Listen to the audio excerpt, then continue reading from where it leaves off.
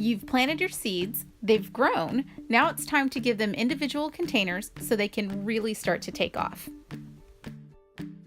I like to label everything first, just so that I can stay really organized. Next, I just load a cup up with some soil, about 3/4 full, and just break up any big chunks and then pack it in just a little bit, not too tight.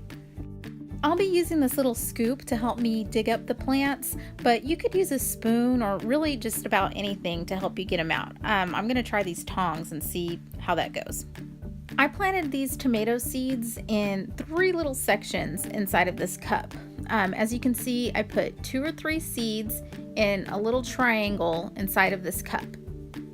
Now I'm just going to scoop out this little section of seedlings and try to keep everything intact as much as possible, trying not to irritate the roots.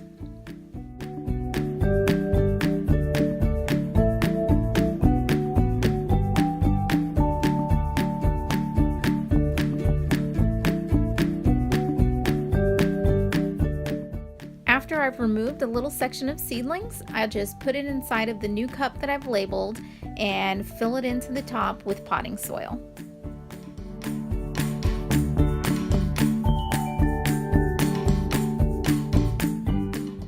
I'm not going to cut away as I'm doing this. I know this will get a little tedious just watching me putting this little seedling into this new cup, but sometimes when I'm watching these instructional videos, they have a lot of cutaways, and sometimes I'm left thinking, wait, how did they do that? I missed something. What did I miss?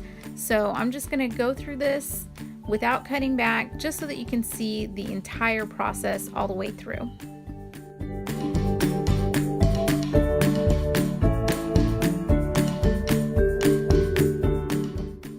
Some of you might also be wondering why I started my seeds this way instead of putting them in those little seed starting cells or in their individual containers to begin with. The main reason is for moisture retention. I've found that in the past when I've tried to start seeds inside of the little cells, I have to water them and watch them a lot more than I did with putting them in these cups. I got the idea of using these red solo cups and putting the seedlings in here in the triangular formation from Callie Kim. She has a really good video about starting tomato seeds. I'll put a link in the description so you can take a look at that. It's very good and very descriptive. Super helpful if you want to take a look at that.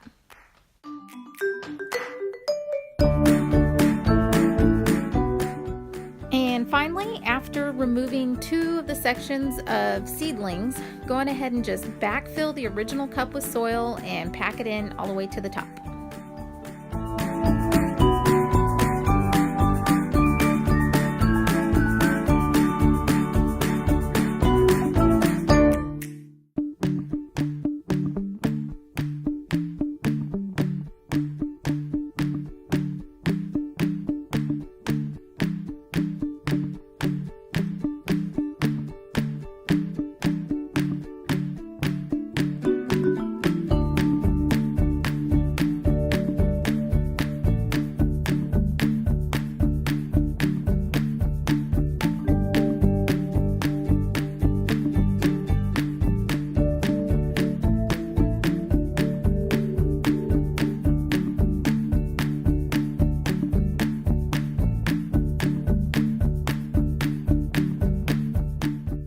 Now, for my purposes, I really don't need more than 3 plants per type of tomato or bell pepper or anything really.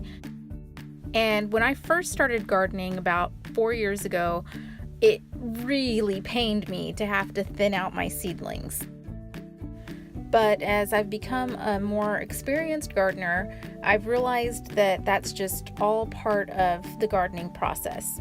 So as you can see, there are many more plants than just 1 plant per section. There's 3, 4, maybe even 5 plants in some of these little clumps. So again, for my purposes, I really only need 1 thriving plant from each of these little clumps that I'm making. So you see those 2 small plants there, those are more than likely going to be the ones that I just take scissors to and cut them right at the base, leaving the strongest plant that will eventually make it into the ground, into the garden.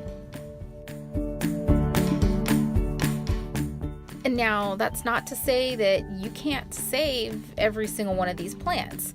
I'm pretty sure that if I had a container to put every single individual seedling into, they would survive and go on to make lots of food.